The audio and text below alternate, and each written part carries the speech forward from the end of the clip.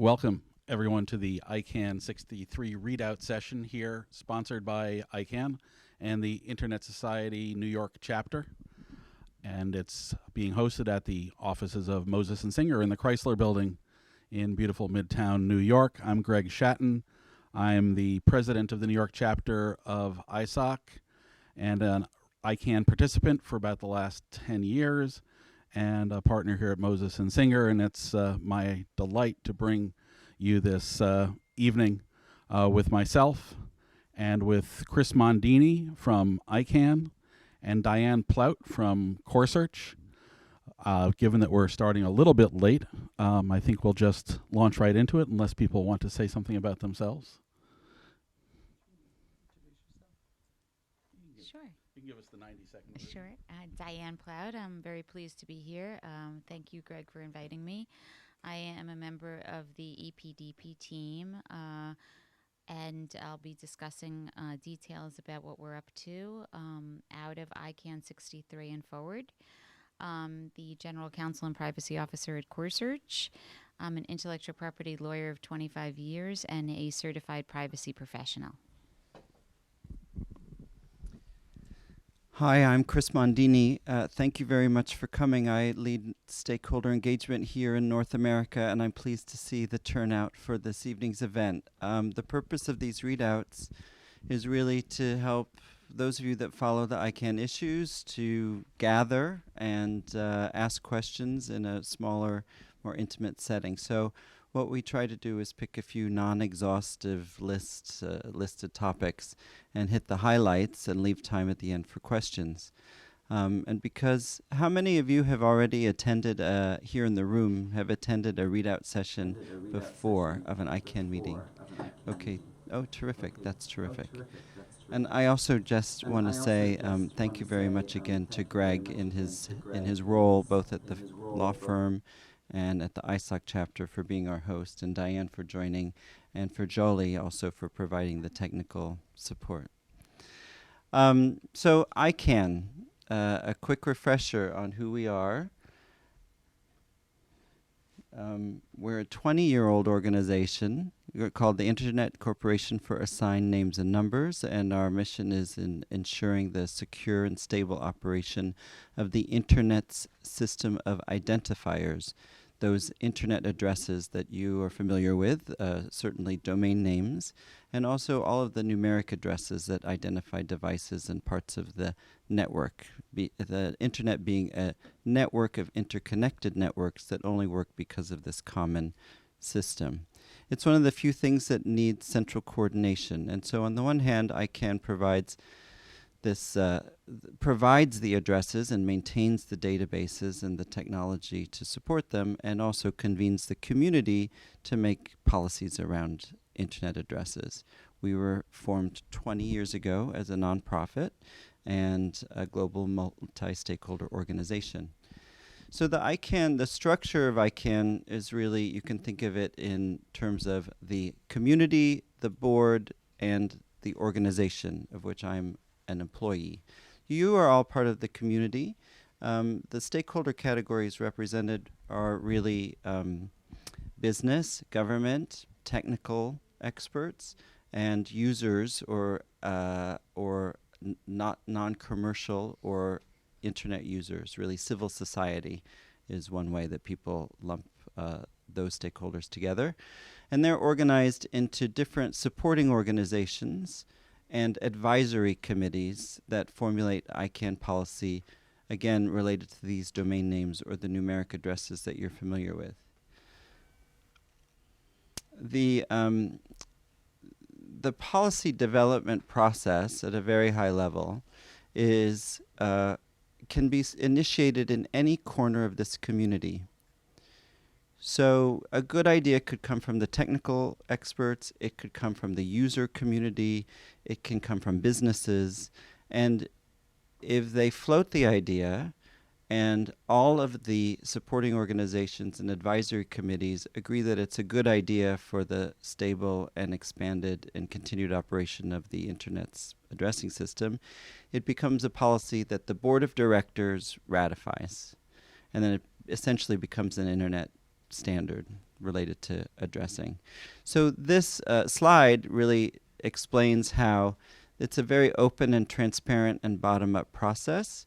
People will write a position paper. They'll try to get some momentum around it. It's put out for public comment. They consult across the community. They iterate the process again and again until finally a bottom-up consensus policy is delivered to the board of directors, and then the board votes on the policy.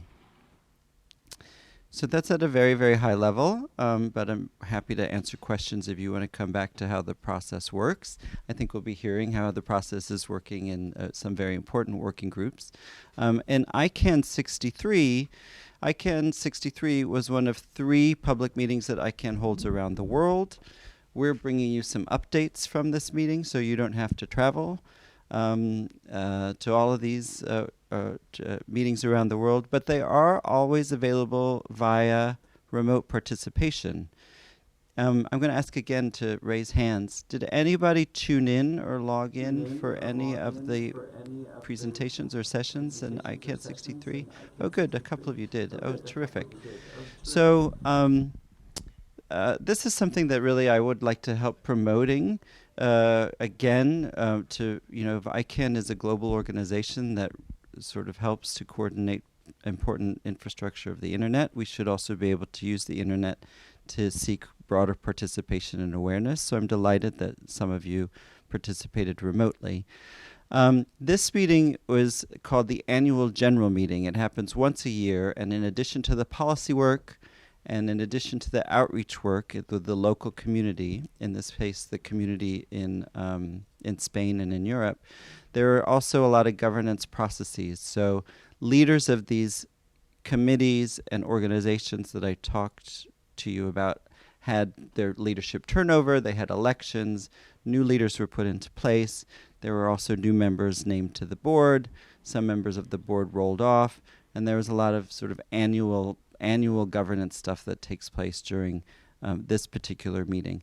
The meeting that takes place in March is a community meeting which has policy plus outreach. The public meeting that takes place in the June summer timeframe is a policy forum, which is just the policy work. But this meeting was a pretty long meeting because it had policy work, outreach, and governance. So we've picked a few topics. One, which I alluded to, is Icann was 20. So it was a very hard meeting and a lot of long hours and hard work. But we were also able to celebrate our 20th anniversary. And if you're interested in some of the origin stories of Icann and some of the history, the blog Circle ID, at the link on the slides, did a series where people who were there at the beginning talked about how Icann was formed. And there's also something online called the Icann History Project. And you really get a sense of how the culture and the processes really came to be. Icann started out a group like this, around a table in a single conference room. And now it's tens of thousands of volunteers working in nearly every country of the world on a round-the-globe, follow-the-sun basis. So it's pretty impressive to see how far it's come. The Barcelona meeting was among the largest, I think, because Barcelona is an attractive destination. And it was, again, very well attended from the point of view of remote participation. The number of sessions was over 300 different sessions that were supported. And the slide here alludes to the fellowship program and the Next Gen program for students and newcomer programs, and happy to talk about those later in the presentation. So I think with that, we'll start with some of the initial topics that we chose for you. And again, we're leaving plenty of time toward the end for your questions. Thank you, Chris. We'll start with domain names, which of course are the names in the names and numbers title of Icann. And they get more attention than other parts for a variety of reasons, some of them good. In any case, as many of you know, there's been a new GTLD program that unleashed upon the world hundreds and hundreds of new top-level domains of all kinds, even in new scripts, internationalized domain names. And so here's the current status of the new GTLD program. Over 1,200 new domains have been delegated. That means they are in the root and ready to be used, and in most cases are being used to some extent, some greater, some lesser, anything from .horse to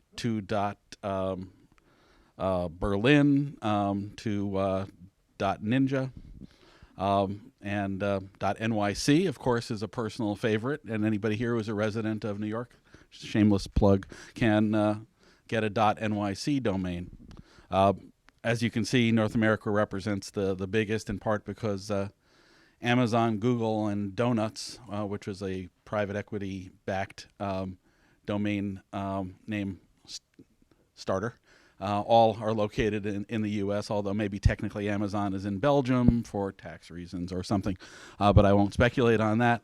And you can see 211 in the Asia-Pacific region, and that does include Australia, even though the circle is not on Australia. 17 in Latin America or South America, depending upon how you want to deal with it. 4 in Africa. One of the things I'll be discussing on the next slide is the decision that we're making now about whether and how there should be another batch of new top-level domains made available, or the opportunities made available for companies and communities and governments and even individuals to get their own top-level domain. A number of brands, I'm sure, will want them that didn't get it the first time around. A number of brands won't want them and realize that they were lucky they didn't apply for them in the first round. But I think the visionaries will figure out who they are and flock to this. I think we'll see a lot more geographic names, more IDNs, hopefully more from outside of the North American European dyad as well. So we have a working group called the Subsequent Procedures Policy Development Process Working Group. The reason it says procedures and not subsequent rounds is that the next round might not be a round. There might be some, always open sort of process, or a batching process, or a dribbling process. So the procedure itself might not be around. I think we've somewhat taken it on faith that we should do this again, but occasionally somebody says, should we even be doing any more top-level domains? But let's assume that we are for the purposes of this discussion, because there's plenty of other interesting topics. One topic that got started a little bit late and is using a somewhat unique work track process is devoted to geographic names. This is called Work Track 5, and this has 5 co-chairs representing 5 different communities, not just the GNSO, which is the generic name supporting organization, which typically runs all GTLD policy processes, but coming from the government and the at-large, and from, I think, address, and I can't remember where else they're coming from, but there's, technical community, I believe. So that is a multi-level process trying to decide first how to deal with existing geographic terms that were protected the first time around, and whether they should be protected in a different manner, whether that list should get longer or shorter, and the like. And there's a process now where if you apply for a geographic name, you need to have basically a permission slip from the government whose name it applies to, at least if it's a capital city or a country or a region or the like. But non-capital cities have a bifurcated system now where if it's not going to be used for a geographic purpose, maybe it's a brand name, maybe it's your name, then it does not need a permission slip. But that's not true of regions. So there have been some cases where there have been objections filed by a geographic, basically by governments or relevant public authorities, the last time around. So hopefully we can refine the process and maybe avoid those objections, or at least make it more clear whether or not an application will go forward. So the geographic group met for a half a day, and there are quite a wide variety of views represented there, as one can imagine, from different kinds of end users, from different governments, from different members and types of the business community and the technical community. There will be a report issued sometime in the next couple of months coming out of that group, and we'll be looking for public comment. I'm a member of Work Track 5, so I say we will be looking for public comment from all of you. This is a fairly early stage report, so some of the ideas in there are undercooked, but we're looking to you for ideas about whether we should continue to cook them or whether we should throw them in the trash. There is already an initial report out from Work Tracks 1 through 4, which are dealing basically with everything else you can think of other than the geographic names issue relating to pumping more GTLDs out into the world. But they have now agreed to come out with a supplemental report because they didn't necessarily cover every issue that should have been covered in the initial report. So the initial report and the supplemental initial report are now out for comment. And if you can think of any possible issue that anybody could have, there are at least 2 opinions on it in that group.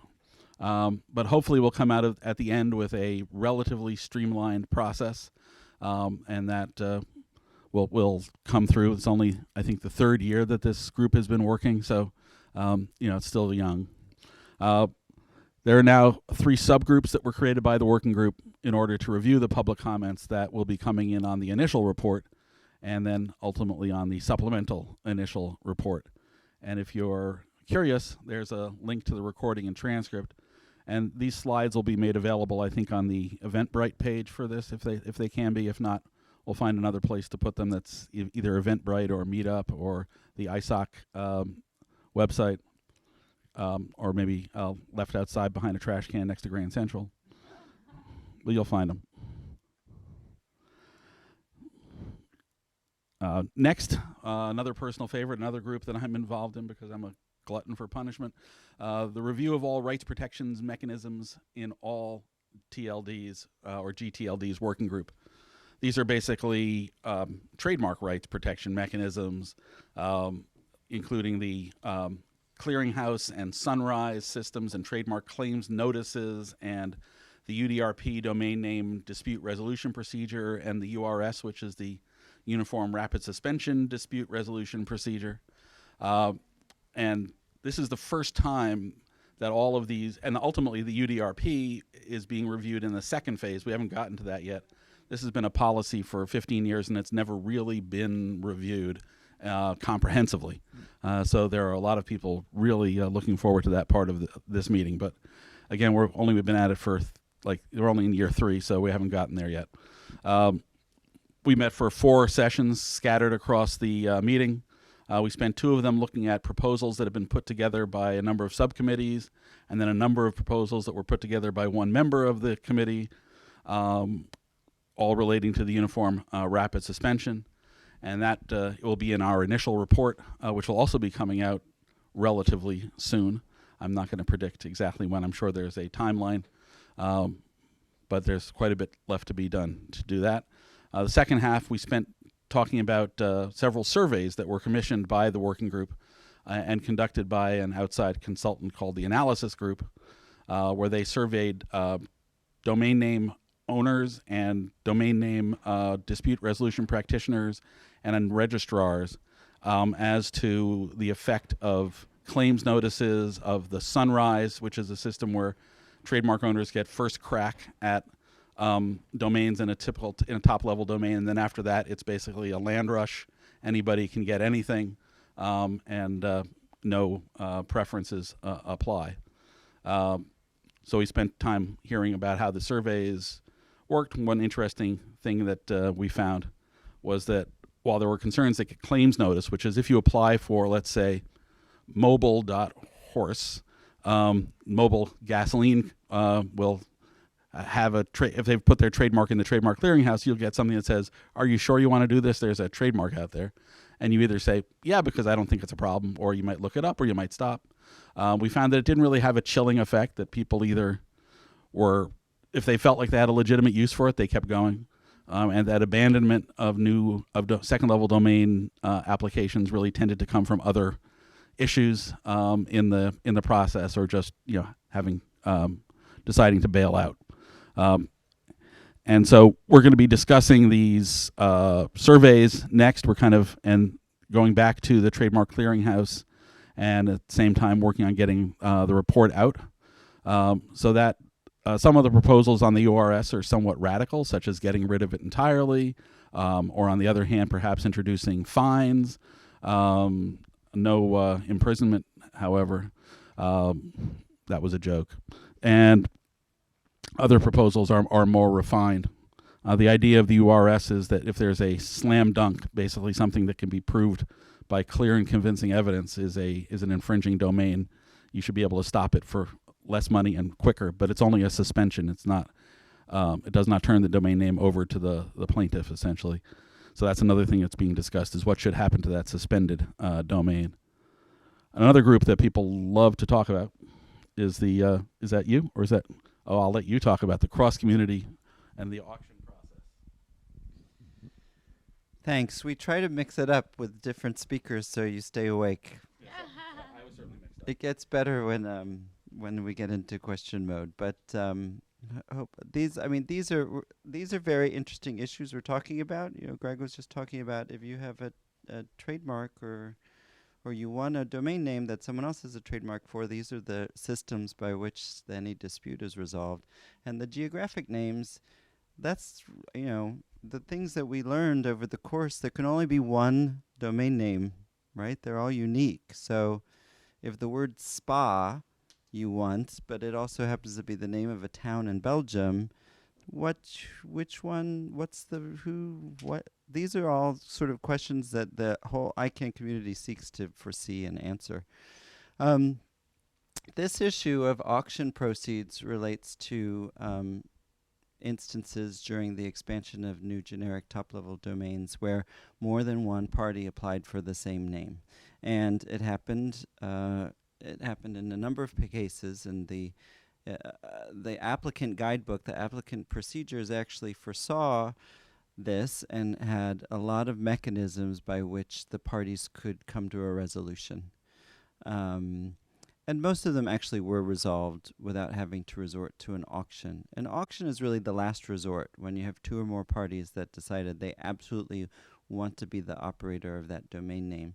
And the applicant guidebook said if there are proceeds from these auctions, they would be put into an escrow account, and the community at a later date would decide how these funds could be deployed for the benefit of the internet in accordance with Icann's mission and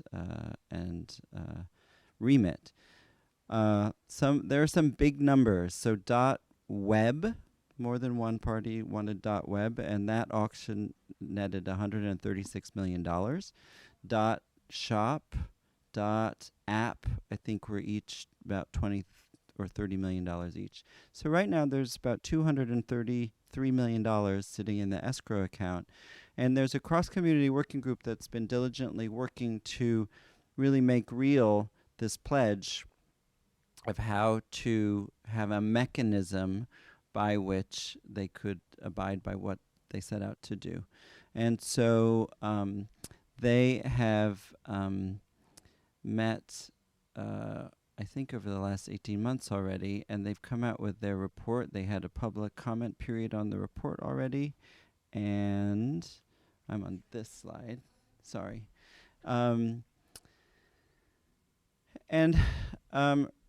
Really, they examined all of the different possible models for setting up a structure or governance that would be in some position to either partner with another organization or set up a foundation or set up something within Icann. Again, and they're seeking comment on all of these options. At this point, also, the board of directors weighed in.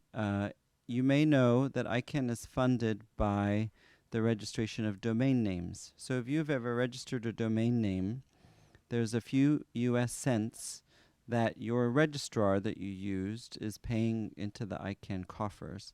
And that's flattened off. After a period of growth, that is flattened off. And so Icann's funding model is very flat. And the board of directors also, over the course of looking at the auction proceeds, worked with the community to come up with a plan to take some of those funds to replenish Icann's reserve fund. By its bylaws, Icann needs to keep 100% of its operating annual budget also in a reserve fund in case of urgency or crisis. So that was something that got a lot of comment, and also something that happened as a result of the Barcelona meeting. The next thing that the cross-community working group will do is consider the input that it got from the board, which sort of gave sort of the outlines of the board's vision, and figure out to what extent, and if so how, could Icann, the organization or a constituent part, be the beneficiary of any auction funds. So if you're interested in this, which is sort of like, again, answering a question that's never been answered before, it could potentially have a lot of impact and do a lot of good for the internet. It's really only halfway through the process. There's a long way ahead before this actually becomes implemented. So have a look at the transcript, and we'd be delighted if you wanted to become involved. Thank you, Chris. Next, I'll be talking about the at-large update. As many of you know, at-large represents the end users of the internet, the 4.2 billion. And ISOC-New York is an at-large structure. At-large has structures across the U.S. and across the world, and they're composed of individual internet users and who are passionate about internet issues of all kinds, whether they're technical or policy or social. And you can look at our website at ISOC-NY.org to learn about ours, or learn about the internetsociety.org to learn about the other structure we're part of, which is the Internet Society, but we're also serve as an at-large structure and also as a member of the non-commercial users constituency of the non-commercial stakeholders group of the non-contracted parties house of the generic name supporting organization of the Internet Corporation for Assigned Names and Numbers. There'll be a quiz. But here I'm talking about at-large.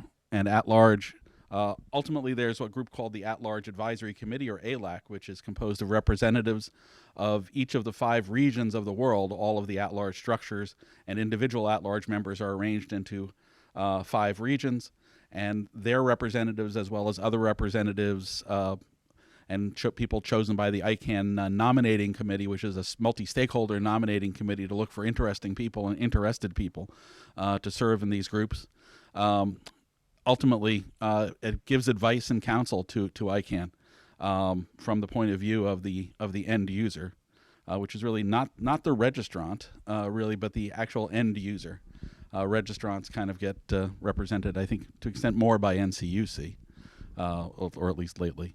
But in any case, they're also civil society and concerned about similar issues to at-large, but at-large is really looking at issues including connectivity for the next 4 billion or 5 billion.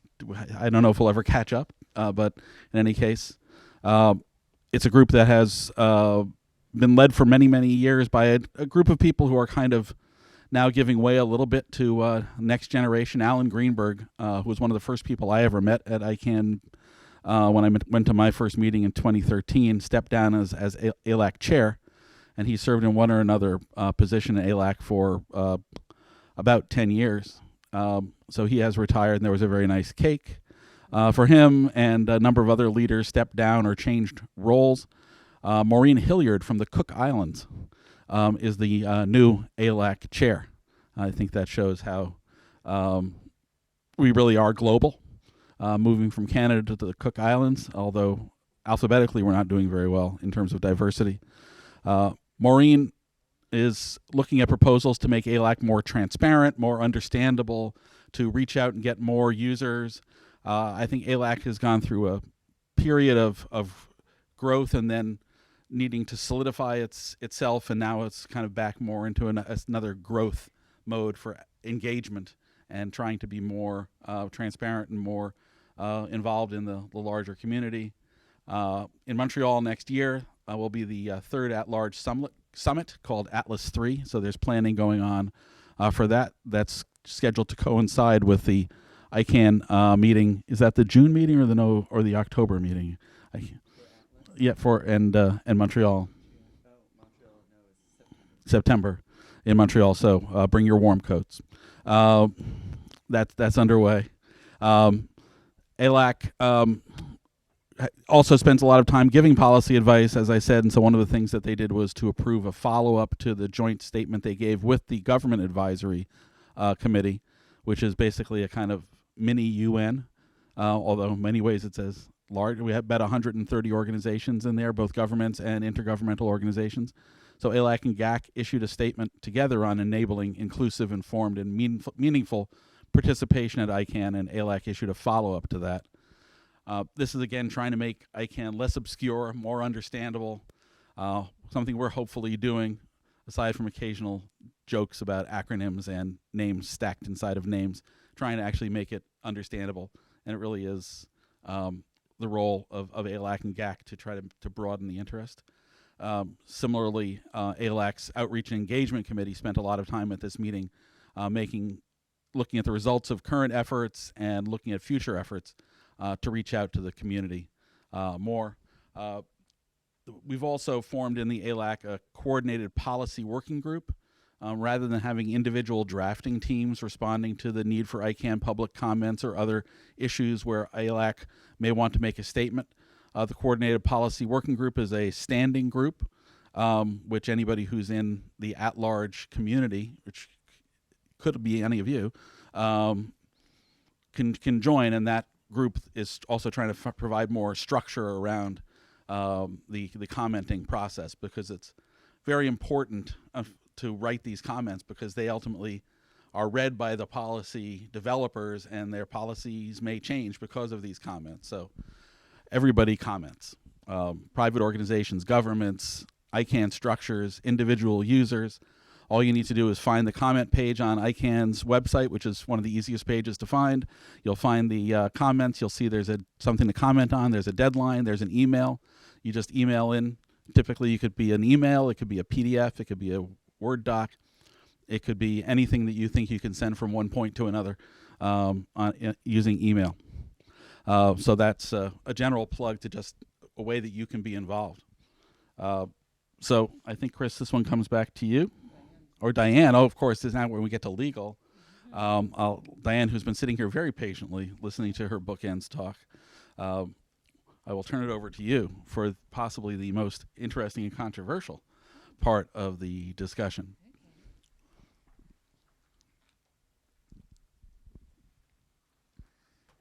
I think that maybe this needs to become a little closer. Okay. I am very pleased to be speaking about GDPR, which is the General Data Protection Regulation that came into effect on May 25th of this year. This changed the world in a very great way, I believe, by implementing a law that took existing European data protection laws and brought the implementation capability to a new level. Because the European Union, as it existed, each member state had different data protection laws, and there was now there's not only a unified law, but there's the unified applicability to it, and the ability for member states to be able to understand how the different data protection authorities in each country are going to read the law and implement the law, and unfortunately also impose fines. So it really has taken data protection laws to a new level. It's helped create a baseline in data protection for the rest of the world to see the importance of individuals' rights. And so what the GDPR did was not only harmonizing data protection laws, but also granting the privacy rights and protections to EU data subjects, but saying to the rest of the world that if you want to play in the EU, you must follow our rules. And so this was a very important way to bring the world forward in what's hopefully going to be a positive direction in many countries, to pushing other countries to update their privacy laws and data protection laws to be in line with a certain standard.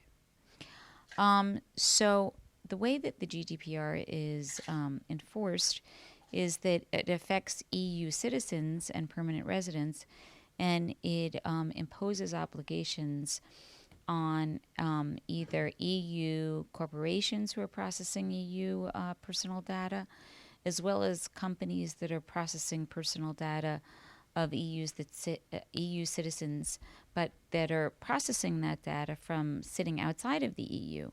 So if you're affecting the behavior or impacting the rights of EU citizens by your processing activities. So it places new obligations on data controllers and processors that are processing EU personal data. And there's different levels of the way that you're monitoring their behavior, and there's different applicability on how it applies. But just for the purpose of understanding in this presentation that the way that it applies to Icann is in relation to who is information. And the purpose of what you're going to see is the EPDP was set up to create an expedited policy review of how the GDPR, as this new baseline law, needs to bring the construct of the WHOIS system forward in compliance with these new data protection requirements. So that is an overall viewpoint of where we are taking the EPDP.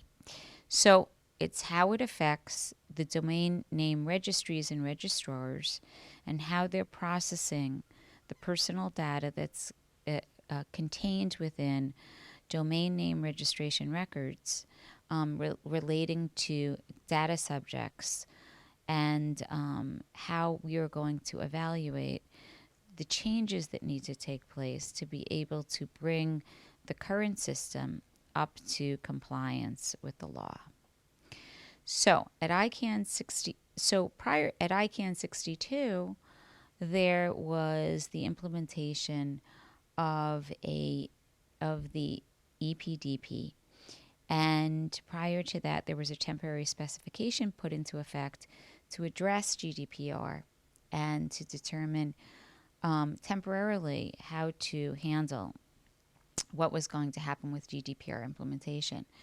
So the EPDP set forward on its mission to answer certain charter questions that were created, and the charter questions enables the evaluation of the temporary specification and what needs to happen to the temporary specification, whether there needs to be changes, whether there needs to be a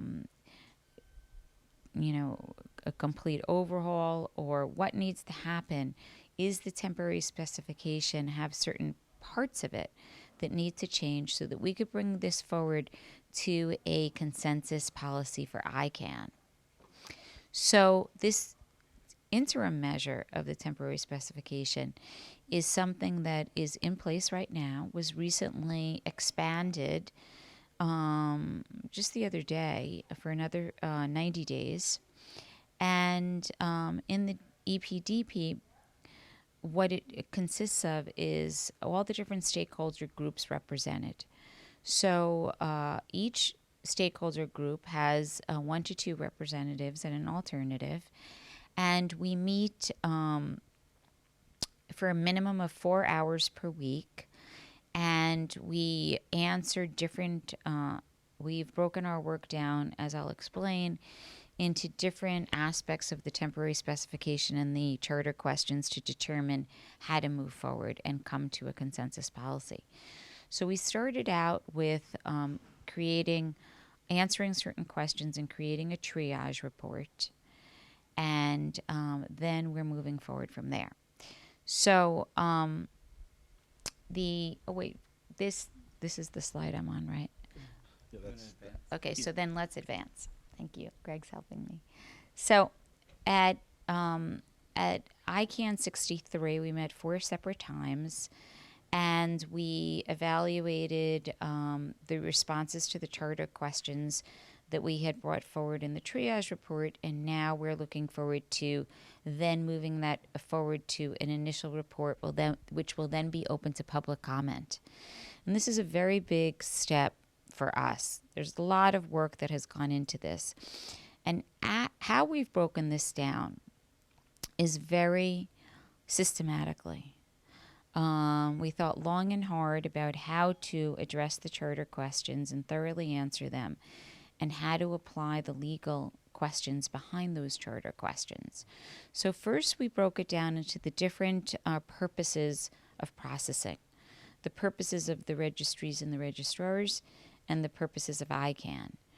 And the purposes of Icann in line with its mission statement and bylaws. And for each purpose, we've identified what we believe are the appropriate legal bases that stand under the GDPR to be able to process registration data. Then for each processing activity, we then evaluated the different data elements that were necessary as they exist for each processing activity. So that includes what is the registry or the registrar or Icann collecting, what data elements are required for the processing activity or perhaps optional, what's going to happen in relation to the appropriate transfer of that data, the retention of that data, and all the different elements that are necessary under the GDPR when you're processing data. And the processing activities are also needing to be specified on the different roles of who's doing the processing, whether it be the controller or the processor. And these different definitional meanings under the GDPR have a very serious application, and implementation measures need to be put into effect to be able to make sure that the controller is handling the data appropriately, and that the processor is as well.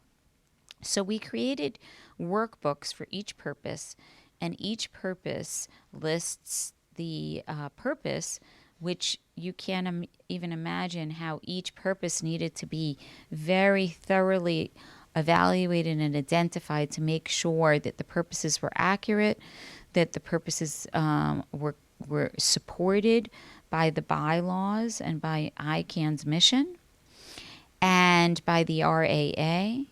And within each purpose, we then broke it down into the different data elements and the legal bases.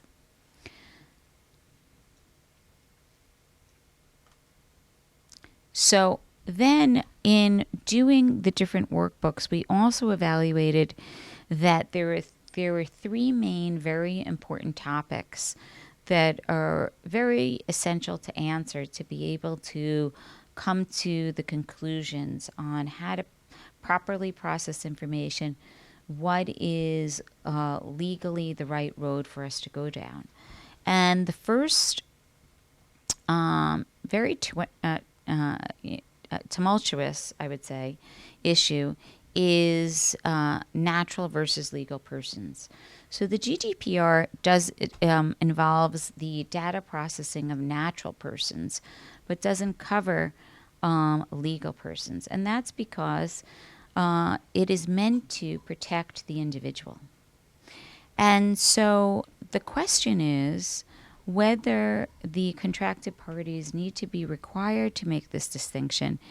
And there has been a very significant concern that they should be permitted to make that distinction but not be required, because in fact, to make that distinction is a legal question, and that the concern is that they don't have the right administrative, technical, and liability construct in place right now as the RAA and how as the system supports the distinction between legal and natural persons.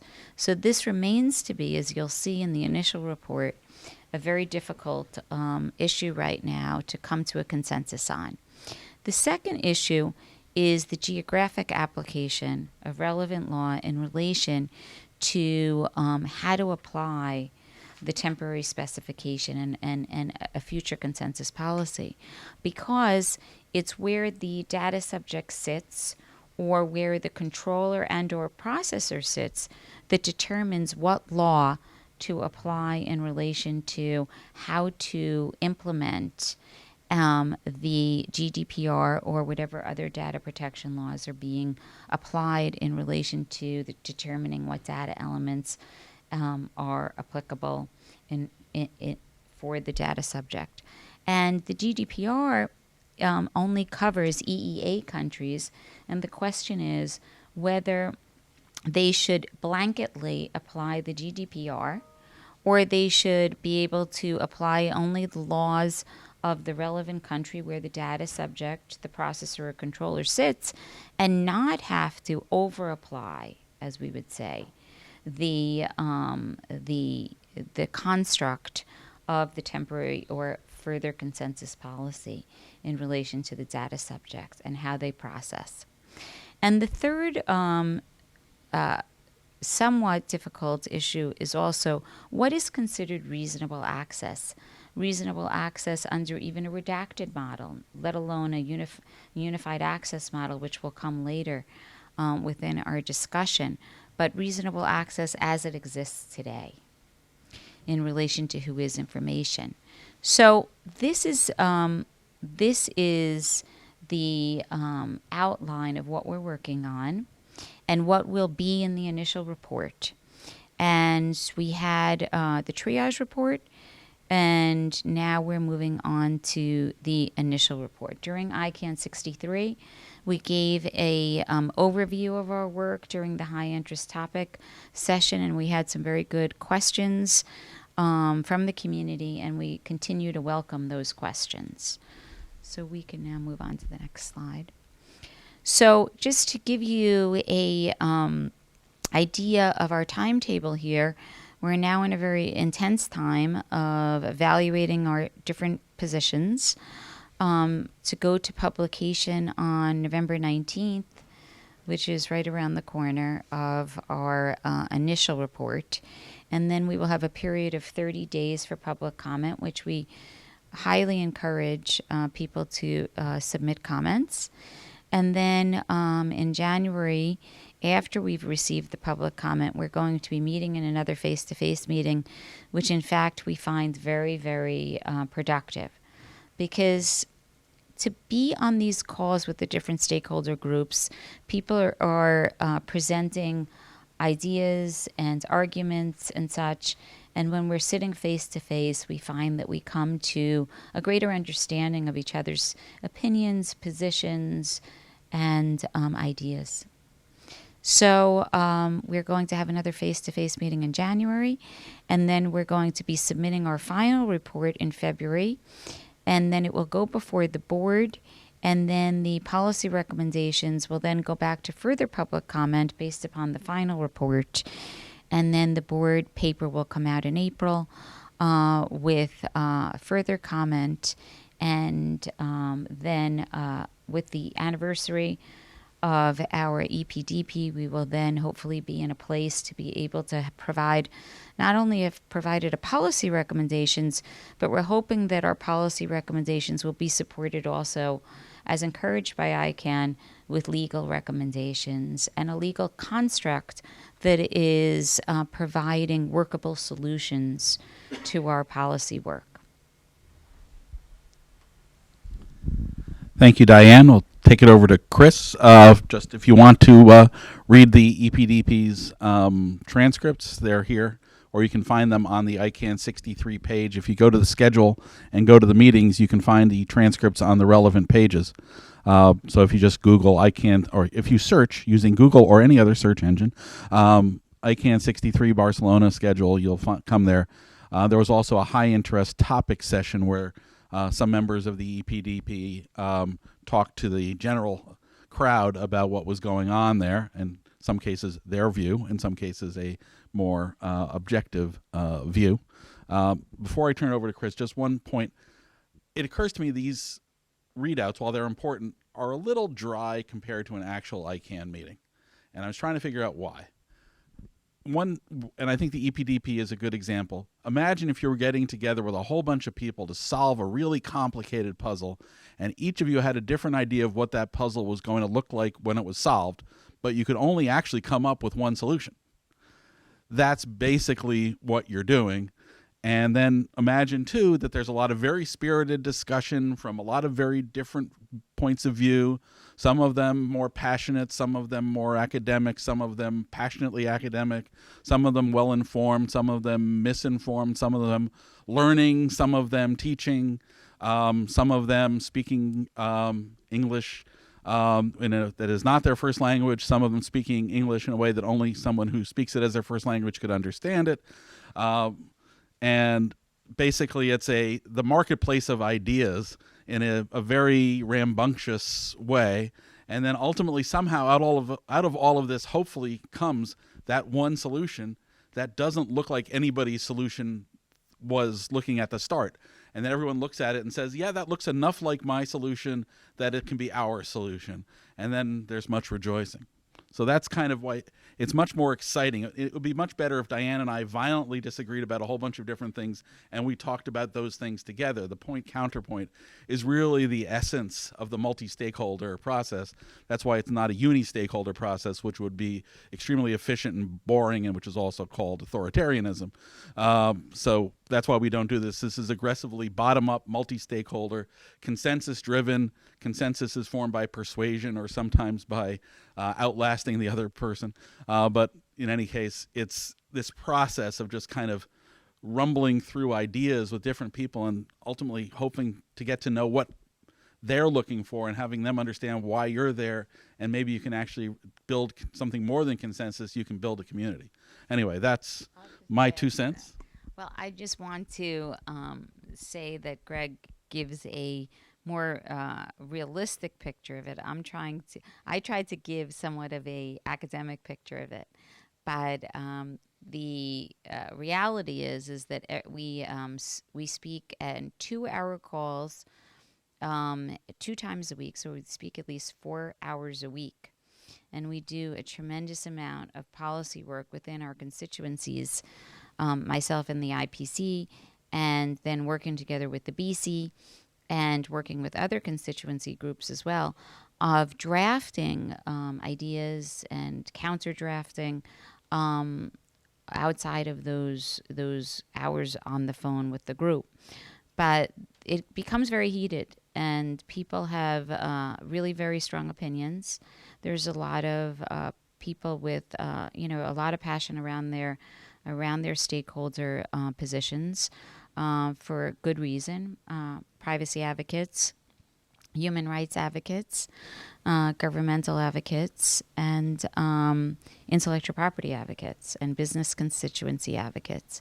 And so these are all really important ideas and topics, and people have a lot of have somewhat closed minds.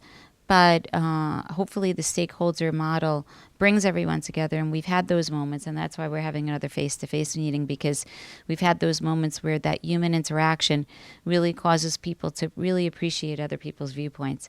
And the hope is that we'll get to a place where we'll, with the support of Icann, be able to bring this forward in a way that is really workable for the community at large. Thank you. That was very well said, and I loved your descriptions of the process. This issue is one that has really vexed Icann from its earlier days, and so it's an opportunity. There's a lot of hard work and frustration, but there's actually a lot of hope that we'll finally have some movement toward a more rational approach to how this data, what will replace this who is system, where registration data about domain names is treated.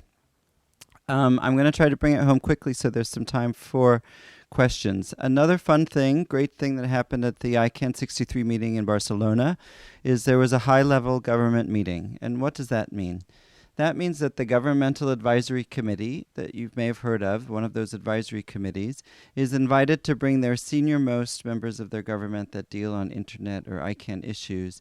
It happens every 4 years, and it was hosted by the Kingdom of Spain this time. So it's really like the meeting within a meeting, and it's a great opportunity for even ministerial level or secretary or high-level government officials to learn a little bit more about the ins and outs of how the internet works, what are the ramifications for regulation on how the internet works and its growth and its interoperability, the issues that Diane just went through about what they're working on. They got a really good sort of nuts and bolts presentation on what's in play, and hopefully we're able to participate in conversations that enlighten them and will help them really bridge what they need to do, which is their constituents' concern or their citizens' concerns or their public policy role, and bridge it with sort of the emerging and evolving digital world and economy that we live in.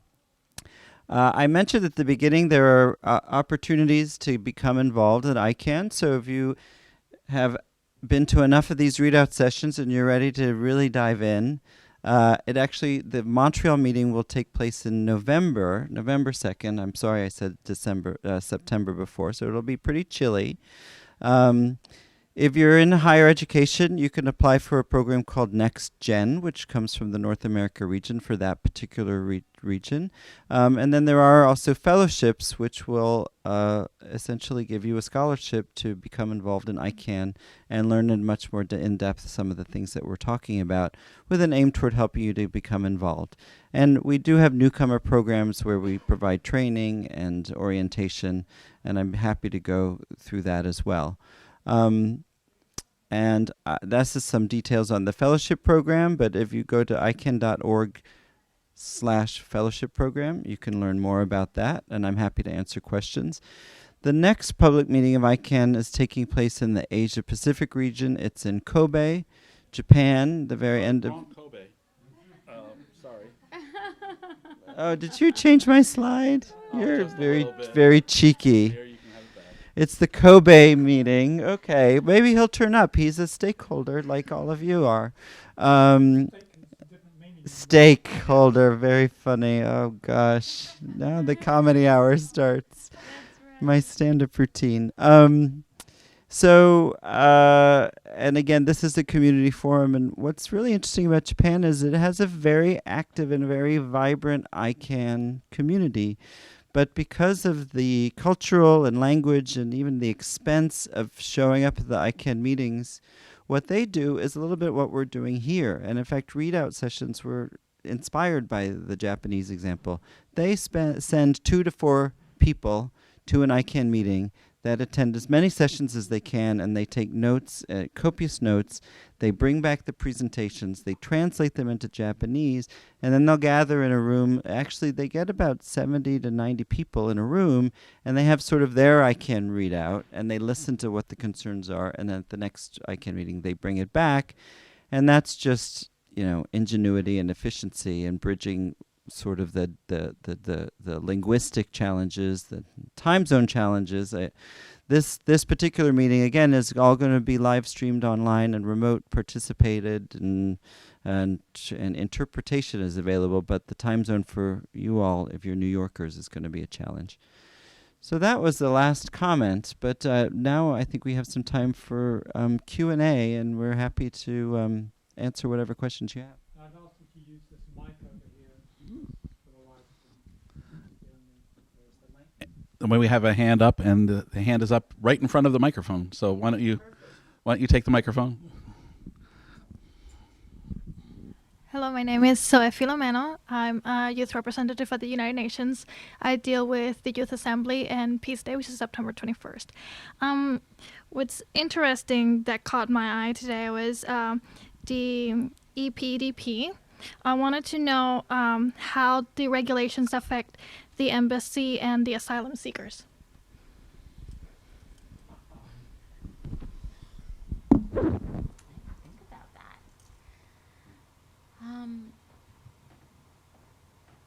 Well, at this juncture, there's really no clarity around that issue because the applicability of the law in relation to data protection laws very much rely upon where the data subject is located and whether it be a citizen or a resident under GDPR in relation to the European Union.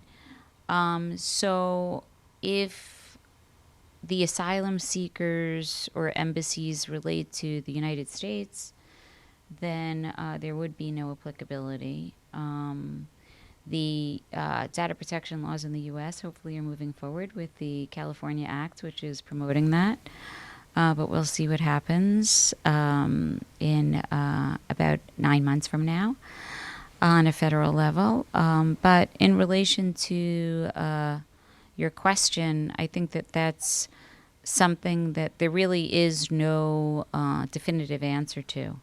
So I think that it would very much depend upon residency at the time of where the person sits. I'll just follow up on that a little bit. First off, the EPDP is dealing really with a relatively narrow issue, which is the personal data that's contained in WHOIS records, which are the records of domain name ownership. This would only really relate to any refugees or embassies who own domain names, which of course is could reasonably occur. But the GDPR more broadly, I think, would have an application. Certainly, if any of the refugees came to the embassy of a European Union country, there's the question of whether once you enter the embassy, are you in the EU? And in which case, if you are, then you are a data subject within the EU and your data has to be protected, even though when you walk back out, you're in the United States and you're then subject to U.S. data protection law, which is somewhat different, although California has slid into a GDPR-like law and we may see more at the federal level. But in any case, so any asylum seeker who is anybody in the world who's in the EU is protected by GDPR. So if they enter an embassy or if they enter any area that's considered to be sovereign territory of an EU country, it could be Saint-Pierre and Miquelon up in northern Canada, which is part of France, an exterior département.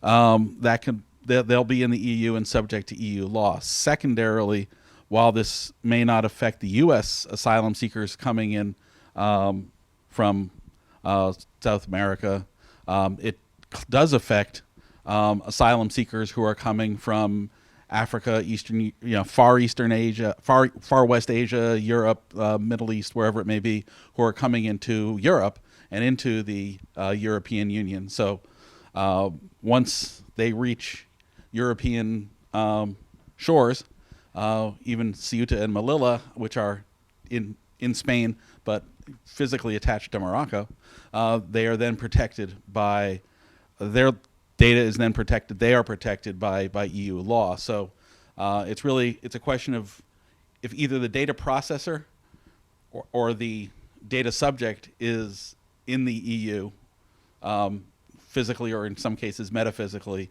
then it will be affected. So I think that's where it starts to get interesting. An asylum seeker from Latin America entering the U.S. per se, does not have that issue. Even if that asylum seeker was a resident, a citizen of an EU country, if they're not in the EU, they're not covered. There was some confusion about that as people tried to interpret the law, but I think the better interpretation now is that an EU citizen outside the EU whose data is being processed by a non-EU data processor doesn't get to enjoy the GDPR protections. But when you start to have people crossing borders into the EU or companies or countries that are ultimately the data will be brought back to the EU, then those issues start to arise. Unless they're monitoring the behavior. Unless there's the further implication of the monitoring of behavior, which is another aspect under GDPR, monitoring behavior. But it's a very interesting question, and it's an important question. Certainly, as domain name registration data is evaluated, I think, and the WHOIS system is further evaluated, we'll have better answers to that. I'll take the mic. Can I hit a button here and put a camera on myself? Let's look at that. Whoa. Oh, it worked. I'd like to ask how it's going with the at-large review, the ties thing, and which was going to reform the at-large and the means by which people were elected, and also the empowered community policy.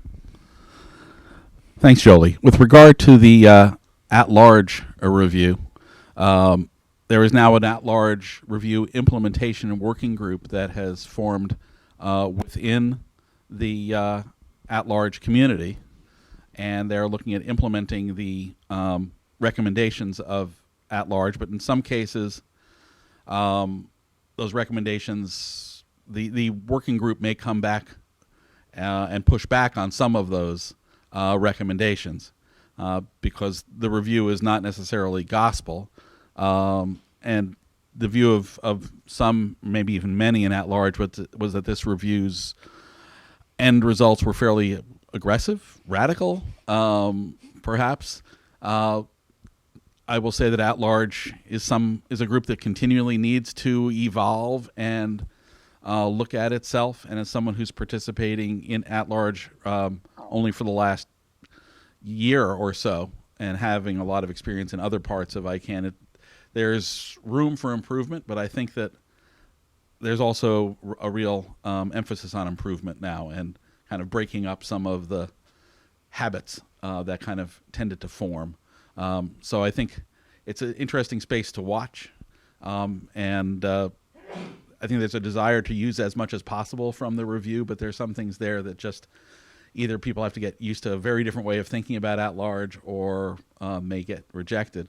As far as the empowered community goes, the empowered community is something that was formed out of the transition away from U.S. government oversight and a need for greater accountability by Icann to the multi-stakeholder community, which has now stepped into the role of the United States, in a sense, in having oversight over Icann.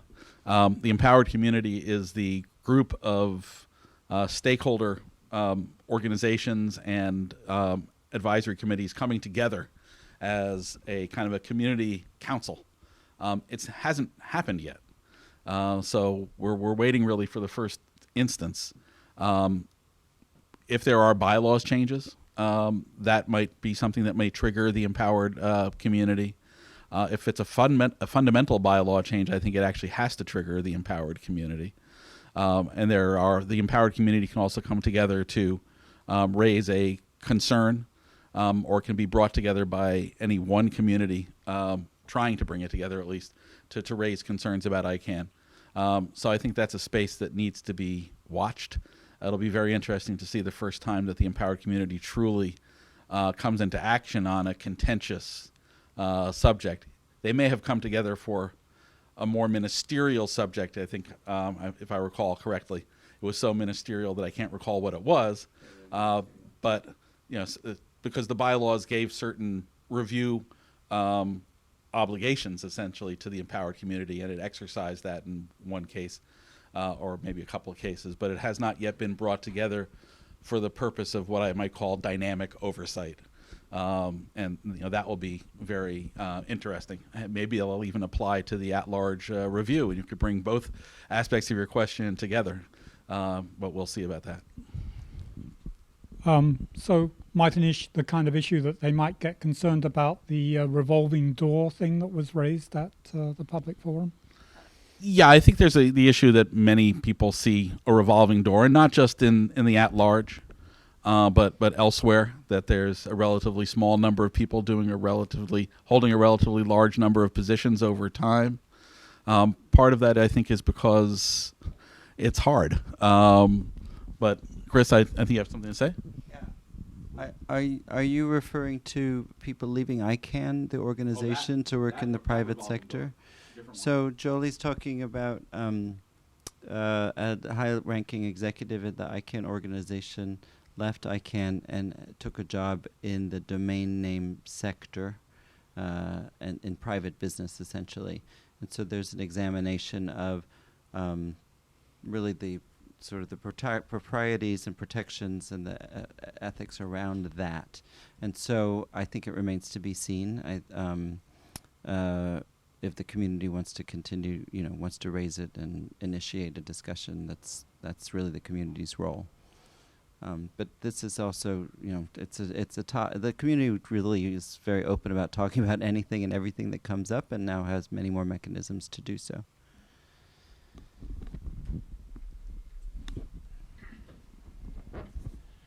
Yeah, hi, Stuart Reed. Diane mentioned that California was close to adopting or considering regulations similar to the GDPR. I'm wondering where the rest of the U.S. is in relationship to the European regulations. Are we lagging far behind, or what do you foresee? I guess what I'm hearing is that the GDPR is very progressive and that folks are applauding it. Where is the U.S. on that, and where do you see us going?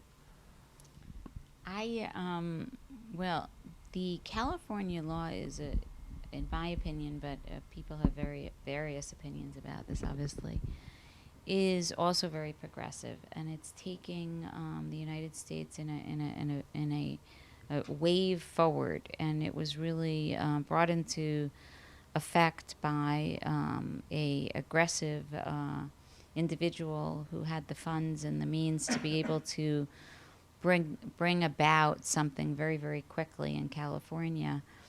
And a lot of people feel that, in fact, the California Privacy Act has a lot of problems just from a fundamental standpoint because it was somewhat of a rushed policy, and it has inherent issues that are going to be, that have to be sorted out for it to be implementable.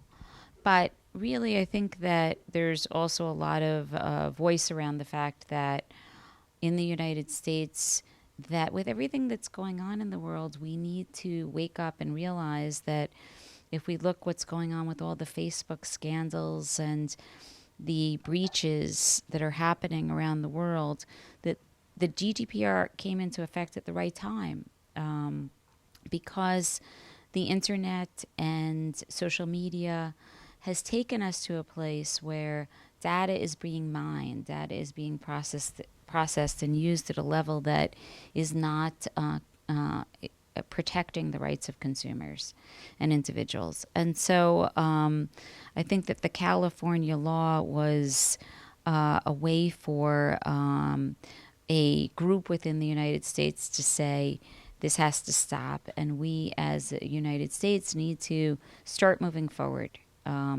towards some type of GDPR baseline. And that it was really a push to try to get the federal government to really take this very seriously and to look at something. And the California law has about, a short period of time into potential implementation, knowing that, in fact, it is very flawed and those problems need to be sorted out, that hopefully by that time the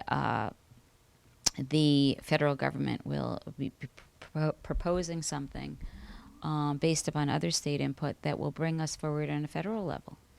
So that's just a basic overview.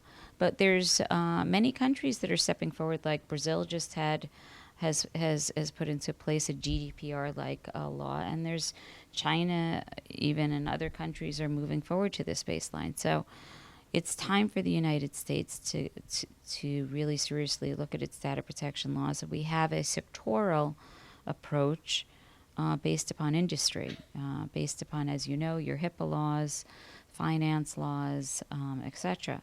And the question is whether we need to have a uniform model. So, do you want to add anything to that? Or? No? I think we have a question. You can pass the mic down? Or the mic can come to you.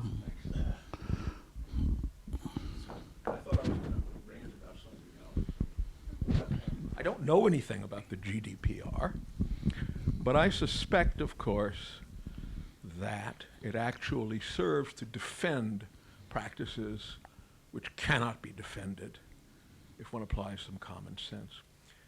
In the news, I began watching TV news again when Donald Trump declared for the Republican nomination to run for the presidency. I hadn't watched it for 20 years. There seems to be much excitement. There's some terrible scandal that Facebook gave to some entity called Cambridge Analytica, which was actually driven out of business, at least the name is no longer used, because of this terrible scandal. I don't understand. Why is it a scandal that Cambridge Analytica has this data, but it's not a scandal that Facebook has this? It only becomes because Facebook has become an official part of the englobulators who mostly rule the world. I'll now show that what Facebook is doing is completely illegal, and that if I were to do it, well, suppose I collected the information that Facebook has on 1 billion or 2 billion people, on 1,000 people. I never showed it to anybody else. I didn't even masturbate to it. But I would, one day a week, just look through it for my own enjoyment. I might run some spreadsheets, do some statistical analysis. If this were revealed, they would find some law. I would be sued and or arrested. Yet Facebook does it for billions of people. The existence of Facebook is on its face, and under laws already in place that have not been repealed, it's completely in violation of the law. So GDPR is in effect a defense. By regulation, you ensure the continued existence of the abuses. Thanks. Thanks. Sure. To it. I wanted to ask the group a question. Just, do you have a question also? I'm very curious because we talked a little bit about the different stakeholder categories, and so I wanted to know in what stakeholder category you here around the table would consider yourselves. Of course, the big ones I mentioned are business, government, technical. There's civil society, academic, users, internet users. But I'm just very curious, if I asked you to say what stakeholder category you consider yourself. I guess I would add internet industry as well. Let us know. Maybe, All of the above. Yeah. Where's that microphone? Can you pass that one around, please? You start, and then go that way. No, you don't have an answer? I apologize. Probably technical. Yeah. I would say for myself, civil society, technical, and those two primarily. Great.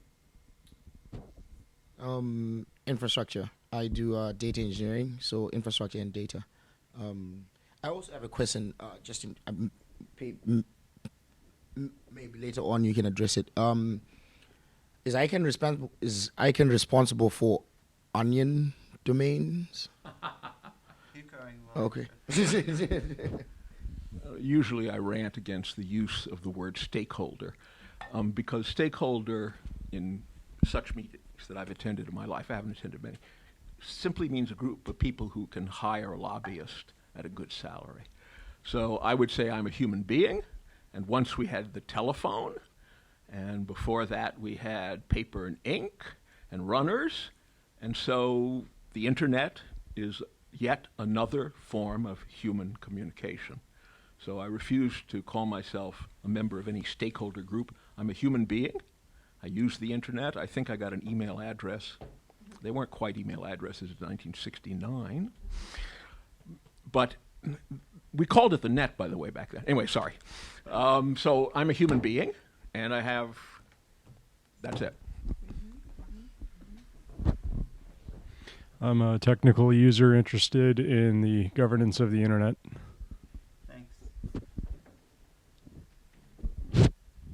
As part of a registrar, I believe is both business and internet industry.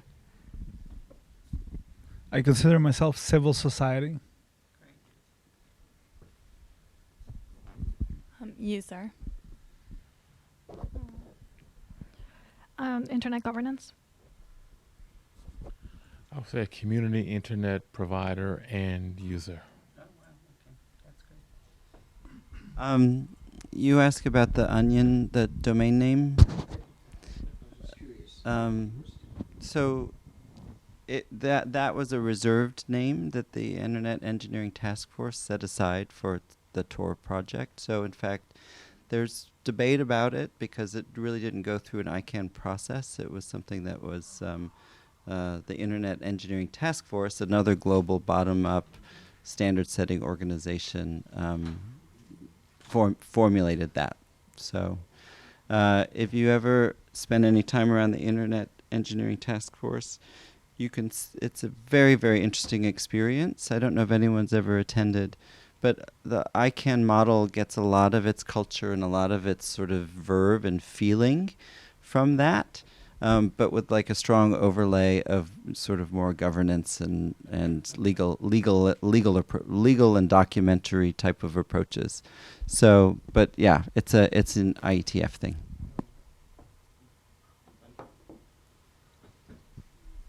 Thank you very much. I think we have another question. Kind of brainstorming about what a couple of future colleagues have said. With the new regulations that you were talking, Daisy, I wanted to know how does data within civilian world and within new tech correspond, given that if we're talking about Facebook and such social media, the user is already giving consent, right? And then you talk about Cambridge Analytica and all the situations with CEOs, searches, and so whatnot. Is there a possibility also with the regulations that's being established that this could trickle down also to the capitalist society and marketing and advertisement? That is such a great question. I mean, on multiple levels, because in relation to the GDPR, the European Union also has the e-privacy directive, and that very much relates to the crossover between data protection and how data is used to market to people. And it's when you know that when the GDPR came into effect, you received all these different emails from different companies saying, we want to make sure that we have your consent to be able to market to you. And that's because people were very concerned that they in fact didn't have the consent from data subjects. And so there's a tremendous crossover of what's going on now in the world of data protection and how it relates to not only a Facebook platform and the fact that the reason that a Cambridge Analytica problem happened is because, much to the chagrin of many citizens that feel that one entity such as Facebook shouldn't be able to have this kind of data, that in fact the purpose of the GDPR is to use data only for a limited purpose that you've told the data subject about. And that when companies are taking your data and then without your permission mining that data and then allowing advertisers to go on their platform, such as what happens here, and then being able to use that data without your permission beyond that scope, and then market to you, This is all very much these underlying principles that are now pushing the GDPR, pushing the e-privacy directive, and hopefully in the United States going to push laws and regulations and CAN spam and these other things to be updated in line with online marketing and advertising, and the fact that the traditional advertising model really no longer exists. We're not advertising to consumers in a way that we used to, just through television or newspapers. It's a much more data-driven activity that is involving the processing and mining of data online outside of the consent that's truly given. So that's why it's very important to be able to look at these issues holistically like you are, to understand that in fact they're all related. And so I encourage you to continue to do that, to go home, look at what the e-privacy directive says. I'm now, I was at the Global Privacy Summit in Washington, D.C., in fact, when the GDPR came into place, and at the same exact time is when the Facebook this scandal broke.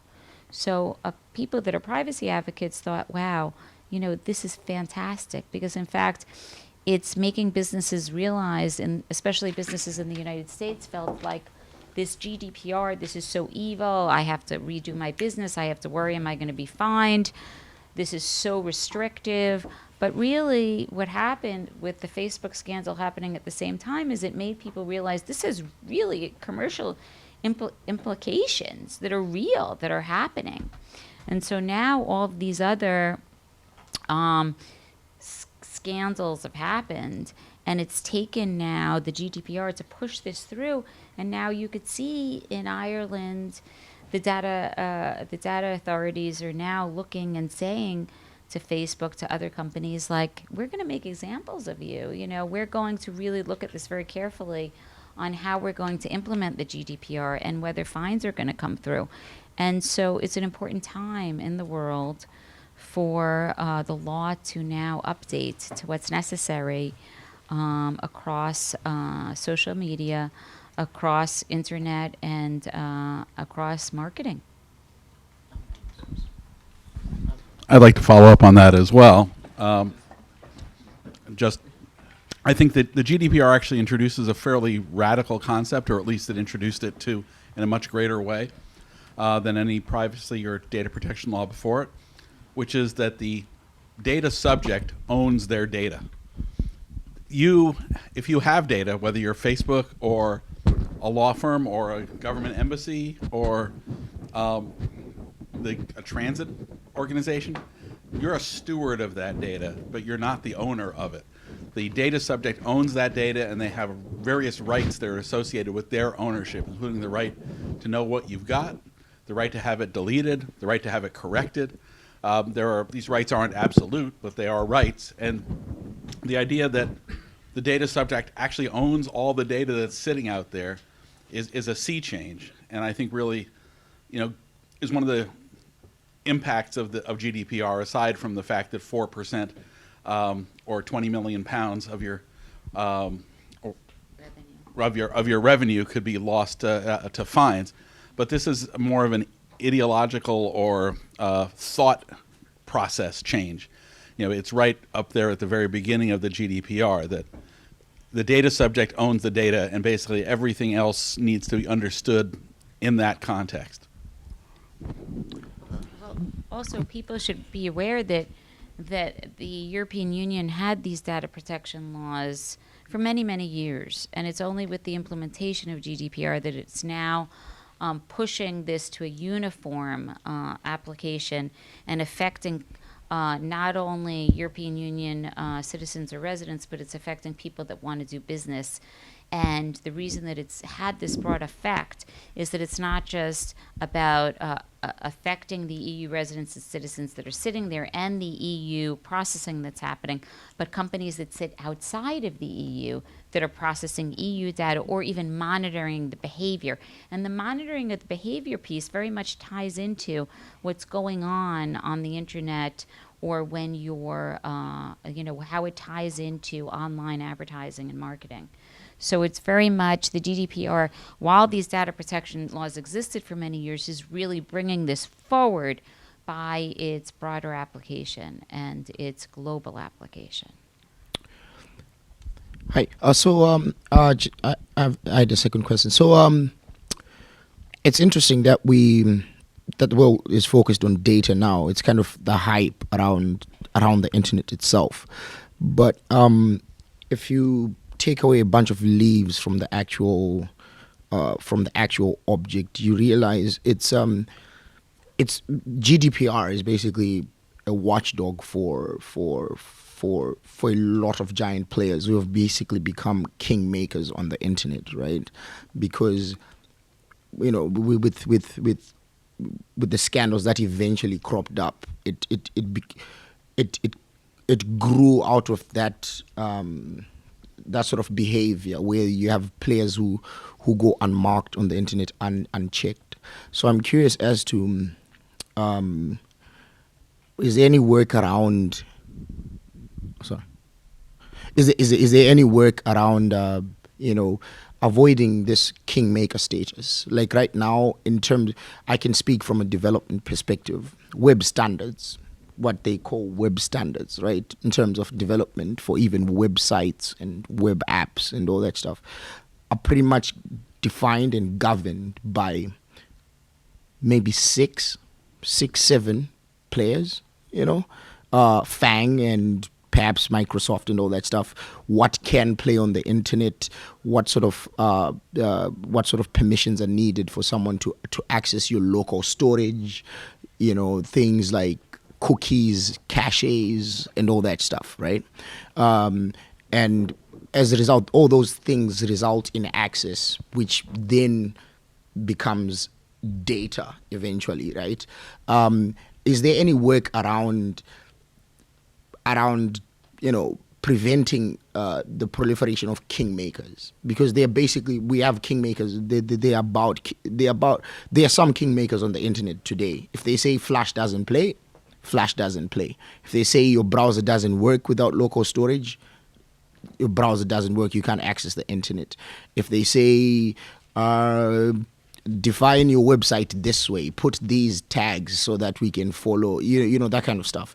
Is there any work around the actual immunization rather than the cure, which is GDPR? GDPR is sort of a cure. Is there any work around finding like a vaccination and immunization, something at the actual behavior of internet players from the get-go to say what they can do and what is actually a web standard other than what they defined as? Thank you.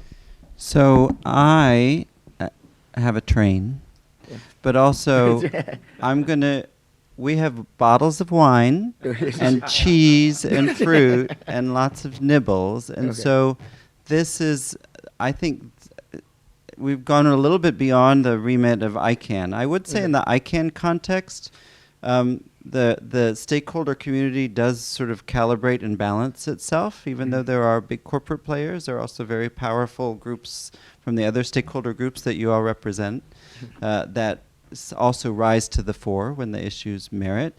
I can't speak to the other standards organizations. I know that's a big concern there.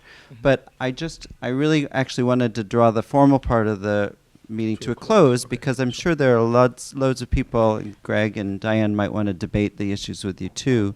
But again, we've gone a little bit over the time. So I just want to say thank you very much for you and for the questions, and thank you to Diane and to Greg. Thank you. Thank you, Chris, for coming here from D.C. and going back. And thank you all for coming, and thank you. Thank you to the... And before we say goodbye to our live stream audience, I'd like to thank the live stream audience and the audience that watches this even 1,000 years from now for watching this as well. And a big thank you to Jolie, who has made the live stream possible. And in many ways, Jolie made a lot of this possible. So thank you again, and we'll draw the formal part to a close. Thank you.